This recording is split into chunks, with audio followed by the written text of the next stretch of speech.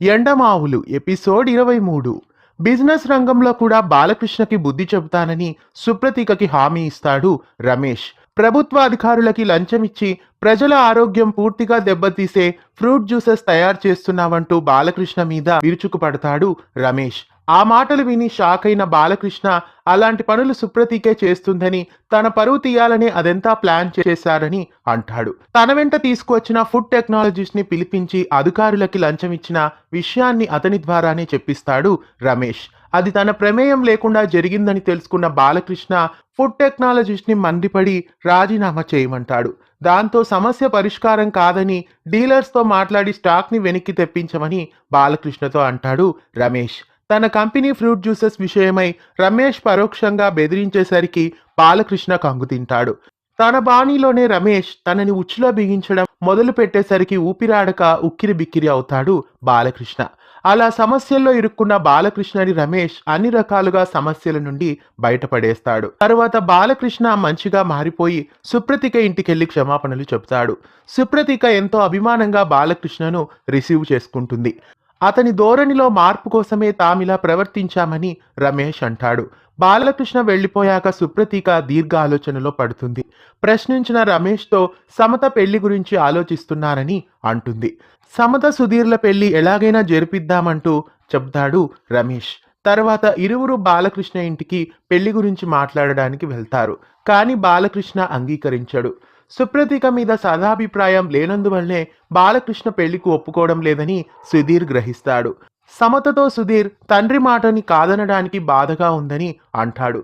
తండ్రికి ఇష్టం ఉన్నా లేకపోయినా పెళ్లి చేసుకుందామని, అయితే రమేష్ అంగీకారం మాత్రం తప్పకుండా తీసుకుందామని ఆమెతో అంటాడు. అందుకు సమత కాదనలేకపోతుంది. ఈ విషయం తెలుసుకుంటాడు రమేష్. ఇక బాలకృష్ణ ఇంటికి రత్నమాలె అనే ఆవిడ వస్తుంది. తాను పిన్ని వరుస అవుతానని, ఆమె భర్త బైరాగుల్లో కలిసిపోయాడని, ప్రస్తుతం ఒంటరిదాన్ని అయ్యానని, ఇకపై తను అక్కడే ఉండిపోతానని అంటుంది. అయిష్టంగానే బాలకృష్ణ అందుకు అంగీకరిస్తాడు. ఇక బాలకృష్ణ ప్రమేయం లేకుండానే సమత సుధీర్ల పెళ్లి జరిపిద్దామని సుప్రతీకతో అంటాడు రమేష్. అందుకామె నిరాకరిస్తుంది.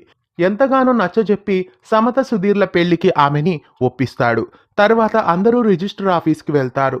అక్కడ సమత రిజిస్టర్లో సంతకం చేస్తుంది. సుప్రతీక రమేష్లు సంతోషిస్తారు. సుధీర్ సంతకం పెట్టేలోపు అక్కడికి వస్తాడు బాలకృష్ణ. సుధీర్ను ఆగమంటాడు. రివాల్వర్ని తన కణతకి గురి పెట్టుకొని నిలబడతాడు బాలకృష్ణ. సంతకం చేసే ముందు ఒకసారి బాగా ఆలోచించమని, తను కన్న తండ్రిని కాకపోయినప్పటికీ సుధీర్ని ప్రాణంగా పెంచానని ఎంతో ఆవేదనని వ్యక్తం చేస్తాడు. అలా సమత సుధీర్ల పెళ్లిని అడ్డుకుంటాడు బాలకృష్ణ. అలా వాళ్ల పెళ్లిని అడ్డుకున్న బాలకృష్ణకు నచ్చజెప్పి మొత్తానికి వాళ్ల పెళ్లి బాలకృష్ణ చేతుల మీదుగానే జరిగేలా చేస్తాడు రమేష్. అనుక్షణం రమేష్ తన కోసం చేస్తున్న వాటన్నిటికీ రుణపడిపోతూ ఉంటుంది సుప్రతీక. రమేష్ పట్ల సుప్రతీకకి ఆరాధన భావం మరింత ఎక్కువవుతుంది. తన కోసం జీవితాన్ని త్యాగం చేసి అనుక్షణం నీడలా వెంట ఉండి ఆమెకు అన్ని రకాలుగా చేదోడు వాదోడుగా ఉన్న రమేష్ సుప్రతీక మనసులో దేవుడిలా నిలిచిపోతాడు. మరోవైపు సుప్రతీకే లోకంగా జీవిస్తూ ఉంటాడు రమేష్. అలా వాళ్ళిద్దరి మధ్య స్నేహభావం ఓ కమనీయ రమణీయ గీతంతో విరబూస్తుంది. సుమన్ కలం నుండి జాలువారిన ఈ స్నేహ గీతం స్వచ్ఛమైన స్నేహానికి నిర్వచనంగా ఊపిరి పోసుకుంది. ఇది కంటి పాపపై కనురెప్పకున్న వ్యామోహం, కడలి లోతులను మించినది ఈ ప్రేమదాహం, ఈ స్నేహం